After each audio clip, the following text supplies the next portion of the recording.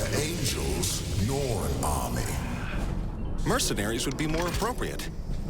They are expendable. That one catches on quick. When you're ready, alone or with your companions, I have important missions for you. There we go. I played Painkiller on the Xbox because it's one of the titles that GameFly shipped me, and I have some thoughts as a gamer and as someone who was a big fan of the Painkiller games a very long time ago. Nothing happened to hurt my love of the series, there just hasn't been a new title in about 13 years.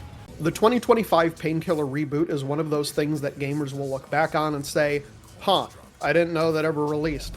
Peaking at 871 concurrent on Steam with mixed reviews, and the game died pretty quickly in the public eye. I would not be shocked if this shows up on PS Plus, Xbox Game Pass, or both in 2026. The problem with Painkiller is that it's not bad, it's just not great. An entirely forgettable reboot of a franchise that hasn't been in the public spotlight in over a decade. It's definitely not what Painkiller fans were asking for during the 12-year hiatus from the prior title. Developers are always asking how to push the genre forward, and with a game like this, the simple answer is don't. Stop trying to reinvent the wheel and just make a good, functional wheel. Painkiller 2025 is a 3-person cooperative raid shooter, meaning you start out in a hub and pick your mission and your loadout, and then go to the level. The game automatically fills in the empty slots with bots that at lower levels will basically play the game for you, and at higher levels are just about useless. Painkiller is not a live service game, but it feels like it was being built as one, and then they realized it would never work. Maybe because of the spectacular failure of titles like Evil v. Evil. I can definitely see a world where the season pass that solely contained skins was originally intended for an in-game cash shop, and then they figured they still wanted to sell it separately. The systems aren't terrible in themselves, but again, it's not what I want out of a Painkiller game.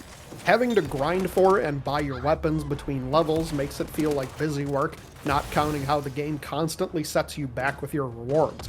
The whole structure makes the story much more fragmented, and it makes me miss beating a boss or a hard encounter in the old games and just getting a new gun as a reward to play with. You can upgrade your guns with effects that actually alter how those guns play, but ultimately there's not a lot of progression in the game outside of its deep grind for coins and souls and cosmetics.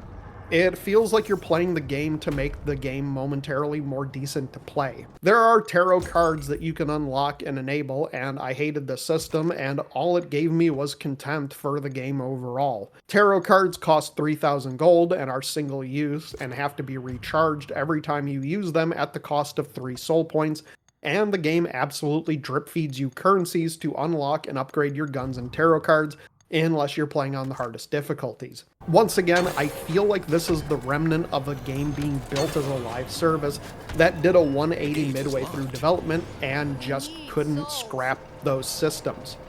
By the time I finished the campaign, I had unlocked 1 gun and 4 tarot cards and had no personal energy to replay the missions to unlock anything else. The lack of variety in gameplay doesn't really bother me. Painkiller has always been about going from room to room and killing hordes of nondescript demons, and the game does that pretty well. I like the boss battles, but I wish there were more of them. There's 3. The story is unimportant. The mainline series had you playing as a guy tasked with killing a bajillion demons, and there's some story bits here and there about his dead family and him being betrayed. The lack of variety in fighting is part of the reason why the 2-weapon limit annoys me so much, because Painkiller always gave you a good arsenal to keep the fights fresh and interesting. Painkiller is a $40 standard price, and they already put it on sale down to $20. For $20, I would recommend just going back and buying Painkiller Black and playing that instead. It was really cool for the time, being a game with pegging, being a game where you could stake demons to a wall, which was technically cool to see at the time, not to mention the giant boss fight.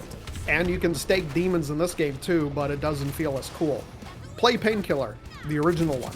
Just be aware that the original game had some dog shit expansions that were mostly paid community mods the publisher just packaged and sold for cash. Also, like and subscribe.